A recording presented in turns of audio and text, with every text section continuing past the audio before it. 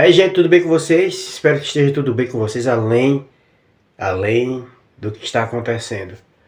E aí, vocês ainda estão assistindo o jogo da Copa, mesmo com o Brasil sendo derrotado, que dá vontade a gente assistir os que sabem jogar bola mesmo.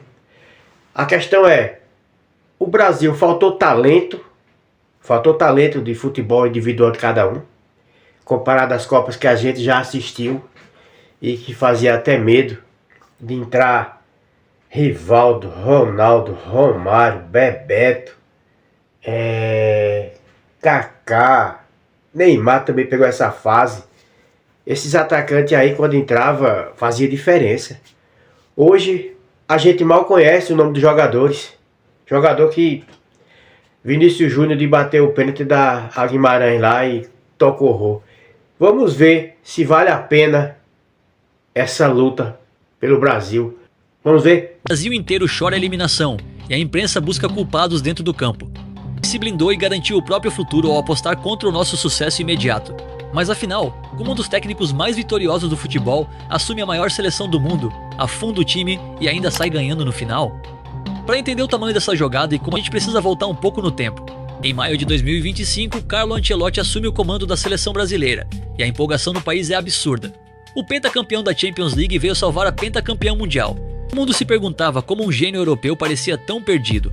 Mas ao invés de cobrar, grande parte dos debates esportivos fazia de tudo para blindar o técnico. Os jogos das eliminatórias mostraram uma seleção irreconhecível. Jogadores tropeçando na bola, meio campo inexistente, qualquer adversário mediano fazia frente. A torcida lotava o estádio por paixão, mas o clima era de desconfiança total, concorda? Mas nos corredores do centro de treinamento a realidade era outra.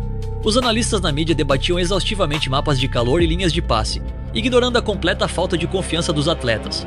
A camisa estava pesando o triplo do normal, e o técnico gringo acompanhava tudo isso com uma calma que chegava a assustar. Era fácil dizer que o europeu precisava de meses para entender o nosso estilo de jogo, mas a verdade nua e crua é que Ancelotti já tinha lido a cartilha inteira.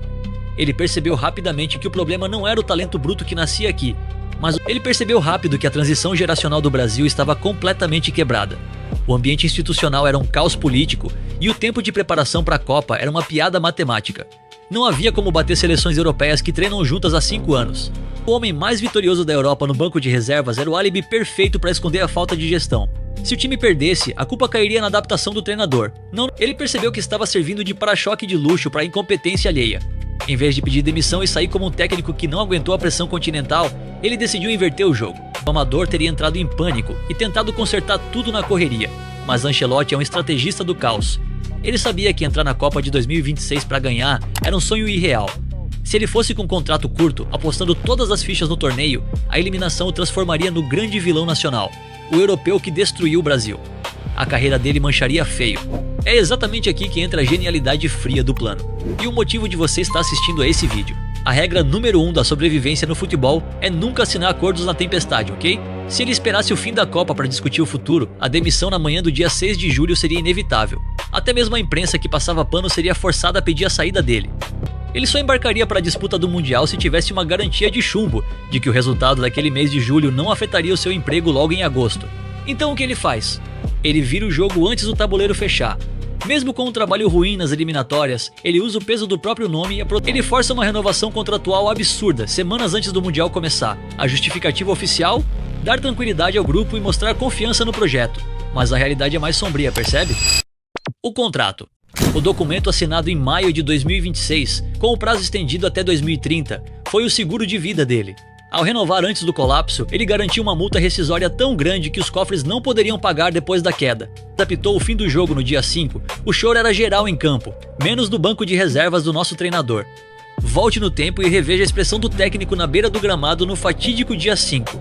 Enquanto os atletas desabavam no chão aos prantos e a torcida calava a voz, a câmera focou no rosto dele. Não havia desespero algum, não havia afeição de um comandante que viu o trabalho de uma vida inteira desmoronar. A eliminação precoce funcionou perfeitamente como uma faxina para o projeto real. Ao deixar o barco bater no fundo do poço, ele provou para os dirigentes que o problema não era ele, mas sim a base de jogadores e a estrutura que ele herdou. Agora ele tem carta branca para mexer em tudo. A coletiva após a eliminação provou exatamente essa tese. Parte da torcida estava revoltada, mas a mídia fez perguntas protocolares, passando o pano e lembrando que ele não teve um ciclo completo. As respostas curtas dele deixavam claro que não haveria nenhum pedido de desculpas histórico. Na cabeça dele, aquilo era só o encerramento do primeiro ato de uma grande peça. Ele comprou a única moeda que um profissional de elite não tem no Brasil: tempo e imunidade política absoluta. Com a proteção da imprensa e um contrato milionário travando a confederação, ninguém vai demiti-lo. Ele limpou a área, se livrou da pressão de um título imediato e agora tem exatos 4 anos para montar a seleção do jeito dele. Percebe a jogada? Sem o peso da expectativa nas costas. A grande realidade. Isso é o que separa os grandes vencedores dos treinadores comuns. Eles não jogam a partida que está rolando hoje. Eles jogam o campeonato que vai acontecer daqui a 4 anos. A Copa de 2026 foi apenas um laboratório de testes financiado com a nossa enorme esperança.